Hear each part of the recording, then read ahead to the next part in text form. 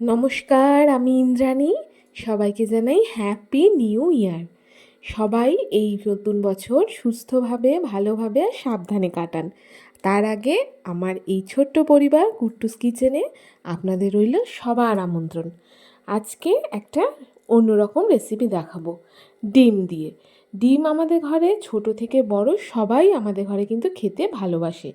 আর ডিম এমন একটা জিনিস যেটা সবার কাছে অ্যাভেলেবেল থাকে, মানে সবার ঘরে অ্যাভেলেবেল থাকে।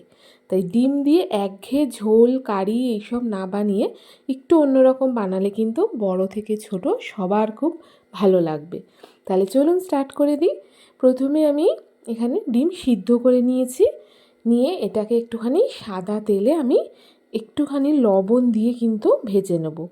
এই রান্নাটায় হলুদ পড়বে না, আর আপনারাও হলুদ দেবেন না। আমি এখানে বলবোই না যে আপনাদের ইচ্ছা হলে হলুদ দেবেন, হলুদ এখানে একদমই পড়বে না। ততক্ষণ ডিমটা একটু ভাজা হোক, ততক্ষণ দেখিয়ে দিই এখানে কী কী লাগছে। মটরশুঁটি, কটা কাঁচা লঙ্কা, 3-4 কোয়া রসুন আর পেঁয়াজ কুচি, আর এখানে লাগবে পোস্ত, যার দাম এখন বাজারে অগ্নিমূল্য। তাও এটা দিয়ে 1-2 দিন একটু খাওয়া যেতেই পারে। আসলে রান্নাটা হচ্ছে ডিম পোস্ত, কিন্তু একটু অন্যভাবে। এই যে প্রথমে এখানে আমি একটি মিক্সার জার নিয়ে নিয়েছি, আর এর মধ্যে কিন্তু বেশ অনেকটা পরিমাণে পোস্ত যাবে, কেন যেহেতু এটা ডিম পোস্ত, পোস্তর ওপর বেস করে এই রান্নাটা হচ্ছে, তাই জন্য এখানে পোস্তটা একটু বেশি দিতে হবে। আর এখানে দিয়ে দিলাম 3-4 কোয়া রসুন, ঝালের জন্য একটু কাঁচা লঙ্কা। ব্যাস, ওইটাকে কিন্তু ভালো করে একটু বেটে নিতে হবে।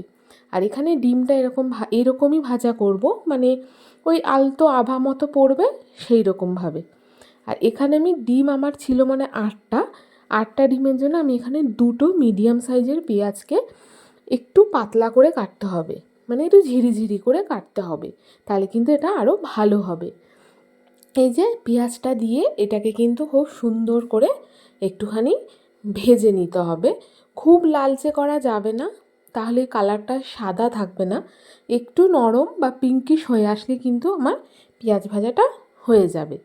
এই যে পেঁয়াজটা কিন্তু আমার দেখুন প্রায় নরম হয়ে এসেছে, আর একটু একটু ভাজাও হয়ে গেছে।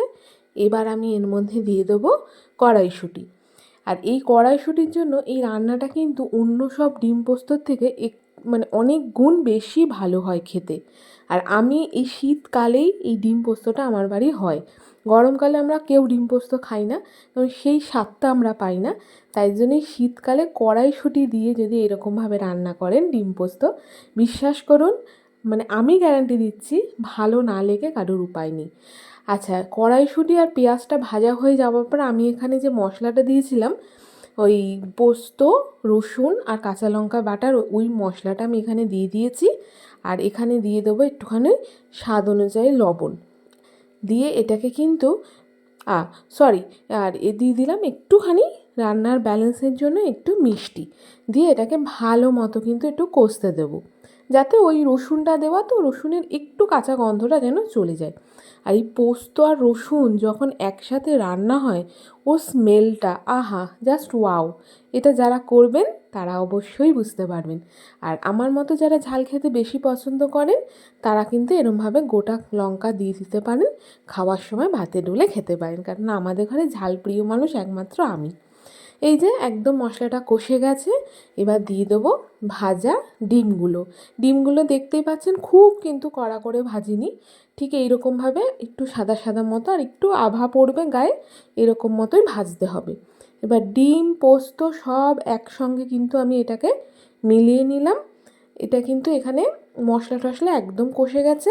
আর এইবার এখানে আমি ওই মনে হয় 2 কাপ মতো জল আমি এখানে অ্যাড করব। রান্নাটা খুব পাতলাও হবে না, মানে গ্রেভিটা খুব পাতলাও হবে না, আবার একদম পুরো সেই শুকনো গা মাখাও হবে না, ঠিক একটা ওই সেমি গ্রেভি মতো থাকবে, ওই রকম হবে। এই যে এখানে আমার মনে হলো আরেকটু জল দেওয়ার দরকার, তাই আমি একটু জল অ্যাড করে দিলাম। ব্যাস, এইভাবে কিন্তু আর কিচ্ছু এখানে দরকার নেই দেওয়ার। আমার কিন্তু রান্না একদমই কমপ্লিট, এবং রান্নাটা দেখেই বুঝতে পারছেন খুব কম উপকরণে হয়। আর ঘরে আমাদের রেগুলার মশলার থেকেই কয়েকটা মশলা দিয়েলেই কিন্তু এরকম সুস্বাদু রান্না হয়ে যাবে। আর এই যে পাশ দিয়ে কিন্তু তেল ছেড়ে এসেছে আর জলটাও বেশ মরেই গেছে। আর আমি এই রকম গ্রেভি রাখবো যাতে ভাত, রুটি বা পরোটার সাথে যা কিছুর সঙ্গে আপনারা ভালোবাসবেন সেই সঙ্গে খেতে পারবে। আর আমি খেয়েছিলাম ভাত দিয়ে। এই যে আমার কিন্তু ডিম পোস্ত একদম রেডি। গ্যাসের ফ্লেমও অফ করে দিয়েছি। আর এই যে গরমা গরম ডিম পোস্ত। আর এই ডিম পোস্ত আমাদের ঘরে যেদিন হয় আমাদের আগে পিছে কোনো পদ লাগে না, শুধু এই ডিম পোস্ত দিয়েই কিন্তু খাওয়া হয়ে যায়। আর একবার আপনারাও এইভাবে ট্রাই করে দেখবেন। যদি ভালো লাগে অবশ্যই কমেন্টে জানাবেন, কেননা আপনাদের সঙ্গে কথা বলার মাধ্যমই হলো আমার কমেন্ট সেকশন। তাহলে এই তো হয়ে গেল আমার রান্না। আজকে এটুকুই। আসবো আরেক দিন অন্য আরেকটি রান্না নিয়ে। আজ তাহলে আসি। টাটা।